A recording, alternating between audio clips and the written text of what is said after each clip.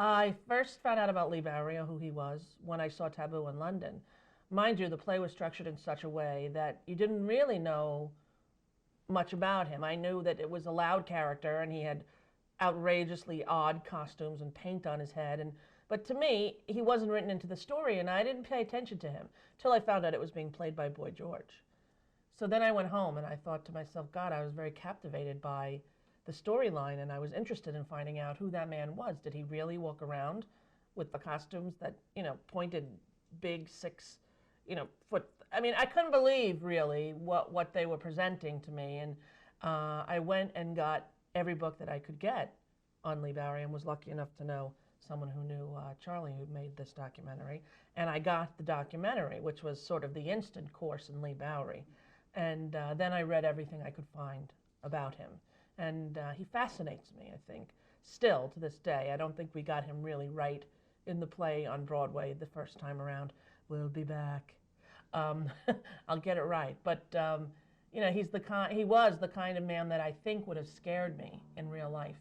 Well, the extreme level of commitment to me is what astonished me the most.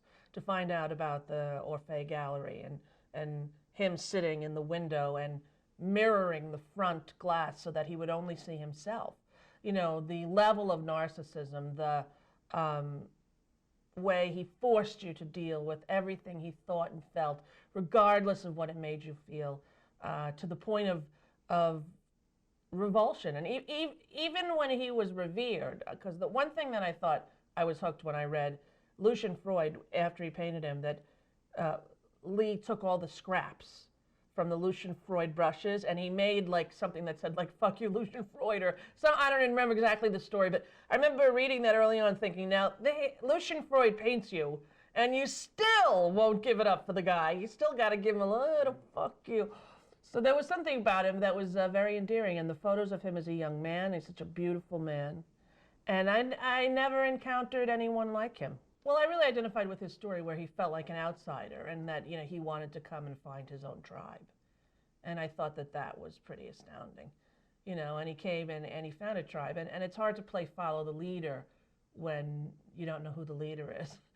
And in many ways, Leigh was the leader of that movement and of that sort of new romantic excess party, 80s, London, dirty, grunge. He started, to me, from what I know, the whole thing, and he's sort of the original. And the closest thing that America ever saw to anyone like him was Boy George. It was Leigh sort of compromised, I felt Leigh would never compromise. That's why the line in the play, which I loved, was, I don't design for anyone else. Mine is pure couture. I'm my one and only customer. And that apparently is a direct quote from him, that he had no interest in the kind of success that, famous designers would call him, and he only wanted to do it for himself. And, well, to me, it's finding your own canvas, and that is finding the thing, the clay that you're going to mold. So what every artist does, whether you're a potter, a gardener, literally, a painter, a sculptor, a filmmaker, you have to find the medium that you're working in. And for him, literally, his body was the canvas or the clay, and he would mold and shape, and he would force, by his mere appearance, people to look at something they normally wouldn't have to. The scenes of him walking through the street and the reaction of people, of a man who's so, to me, I didn't know him, so obviously to me, was not doing it to impress. He was doing it because he had to. In the same way that, why do people climb the mountain? Because it's there. Why do other people paint the ceiling of the Sistine Chapel? I don't know. You got to do what you got to do. And it feels as though his was so much less of a desire for the result as it was enjoying the voyage to it, That's what it seems like to me with him. And death, everyone becomes a little bit more of a legend, and who knows? I was telling the ad agency when we got Sereno Coin to do the publicity for Taboo, and they would present me with poster options, and I say, well, where's the art? And they would say, well, no, they made it on the computer. And I said, they made the original piece on the computer. Yes. So they just click this on. Uh-huh. I said, okay, well, I want you to make me some art because I don't want a computer. He would have made it himself. If you told him he was opening in a Broadway show, make me a logo, he would have made it, right? Sure.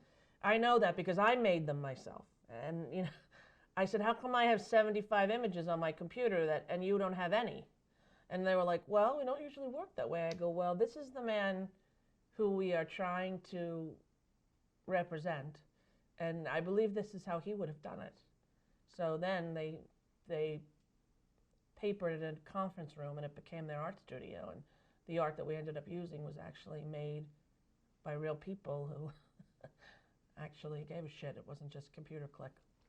The discovery of Leigh Bowery and then Lucian Freud, and from that all the era, the stuff that happened in that era, you know, it really infused me and inspired me artistically. I mean, a lot of the stuff that I'm doing now is, you know, I was doing it before, but, you know, like here's a stupid example, but Kelly always yells at me because I ruin all my clothes. They get stuff all over them, paint. So I had one pair of boots, and at the beginning of the summer, she said, when I left my show, she said, you're ruining all your shoes. Promise me you'll only wear those boots because they already are covered in paint. And I said, fine. So for the rest of the summer, while I was making Leigh Bowery paintings and encouraging George to come and trying to get the musical of George and Leigh's life up on Broadway, I kept on wearing these shoes. So they were covered in paint pretty much, but I would wear them out because, you know, it was just not worth the hassle to me. And we get to work the first day, and George arrives in America, and he has on sneakers covered in the same color paints as were on my boots. He's like, I've been wearing these when I've been working. I said, that's very weird. But, you know, Leigh Bowery, I thought, God, he'd wear these boots and then some. Who cares if they have paint on them? But they made a big statement. A lot of people were commenting on my boots, apparently. You know, like in Us Weekly, I got the ugliest shoe award or something. So in that way, maybe it freed me. But, you know, his life, what he lived and how he lived it, the way... I feel sort of gypped that I didn't get to know him. I wish I had gotten to know him. I would have been one of those friends going, what are you doing? The enema shooting out your butt. But I said the same thing to Madonna at her New Year's Eve party one year when she did the sex book. I walk in and there she is, nipples to the wind. I'm like, honey, you're the most famous woman in America. Put on a goddamn T-shirt. That's what I would have said to Leigh. No more stuff up your ass, you know.